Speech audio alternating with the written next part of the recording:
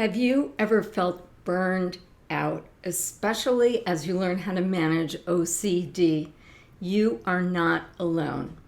I would say that most of the people who arrive on my virtual doorstep are there because they are burned out. In this video, I'd like to explore OCD-related burnout. I'd like to talk about biologically where burnout comes from. I'd like to share some ideas about why OCD makes you more vulnerable to burnout. And third, I want to show you some tips about how you can break through burnout and why this is so important. Hi, I'm Dr. Vicki Rackner, the founder of Free Me from OCD. I help people say yes to the heroic potential of their lives by saying no to the tyranny of OCD.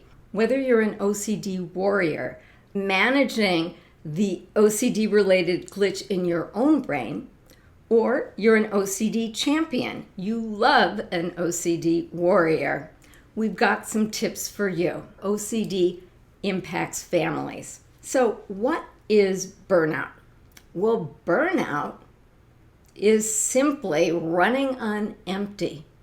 You don't have the emotional reserves to deal with the challenges that come your way. And there will always be challenges. So, for example, my dishwasher had a blinking light and it wouldn't start.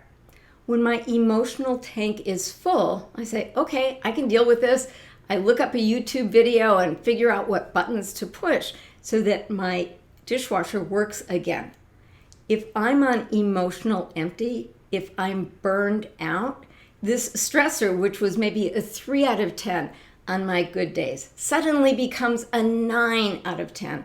I start catastrophizing. I start judging myself. And suddenly, my own brain has turned something relatively benign into a huge problem. So, when our emotional tank is full, we can face the challenges in front of us and say, I got this. When we're on emotional empty, when we're burned out, the usual response is, I am overwhelmed. I don't even know where to start, and I'm feeling rather hopeless that I can turn this thing around. Okay, well, where does burnout come from? And we're going to talk some pretty basic biology. So our brains are very good at scanning the horizon and looking for things that could kill us. Without a conscious thought, if your brain sees something, it starts the physiologic fight or flight stress response. So the oldest part of your brain is activated, and this part of your brain prepares the body to either fight or flee or freeze. This is good. We're able to escape the saber-toothed tiger.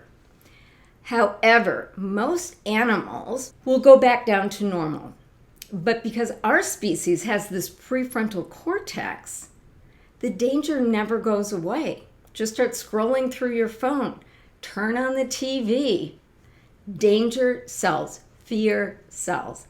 So we're in this constant state of alert, and we are simply not designed to do that.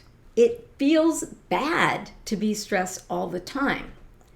It's natural to want to not feel bad anymore. So maybe you try escaping this by eating ice cream or watching Netflix.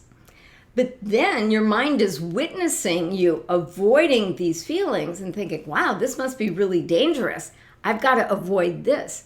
And then maybe on top of that, you start to judge yourself.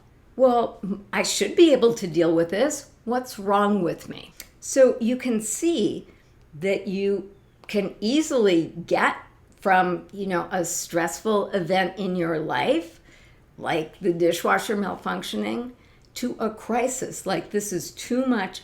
I can't handle anything anymore.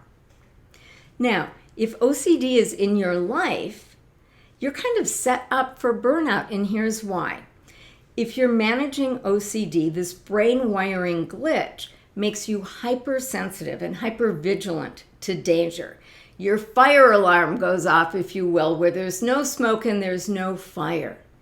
If you're the parent of a child with OCD, you're witnessing your child in pain. They're struggling.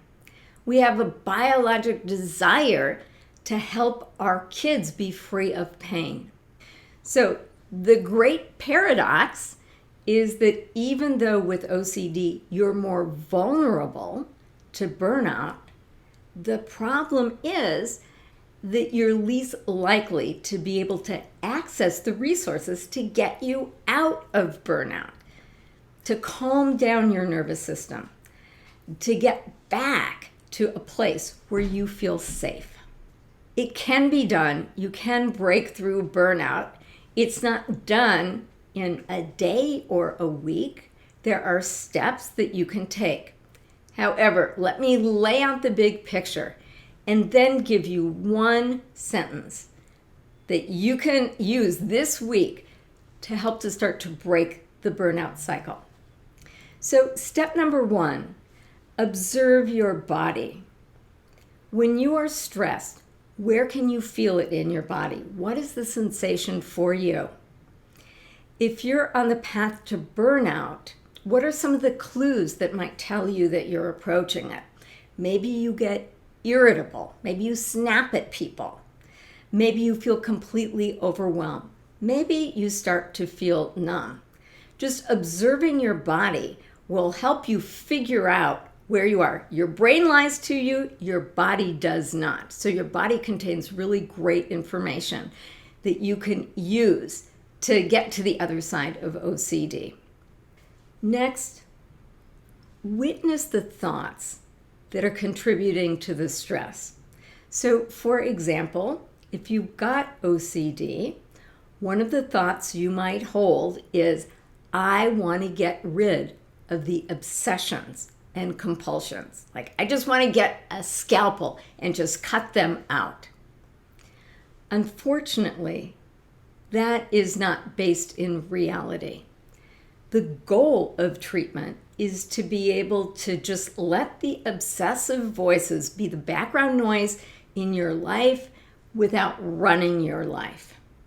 If you are a parent of a child with OCD, it's perfectly natural to have the thought, I'm the parent, I'm going to do everything that I can to fix my kid. I don't want my kid to have pain, so I'm going to take care of it. And again, this is sort of like chasing the pot of gold at the end of the rainbow.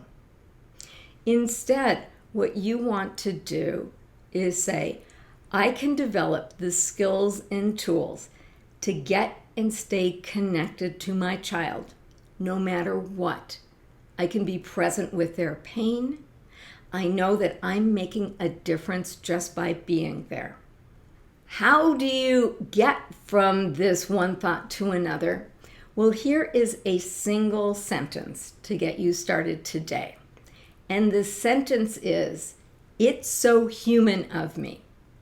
It's so human of me to want to get rid of the obsessions and compulsions. Who wouldn't want that? It's so human of me to want to protect my child from a source of pain. And just by saying and practicing this one simple phrase, I think you'll find that it helps get you unstuck from the cycle that's contributing to your burnout. It's an important step in breaking through burnout. That's what I've got for you today.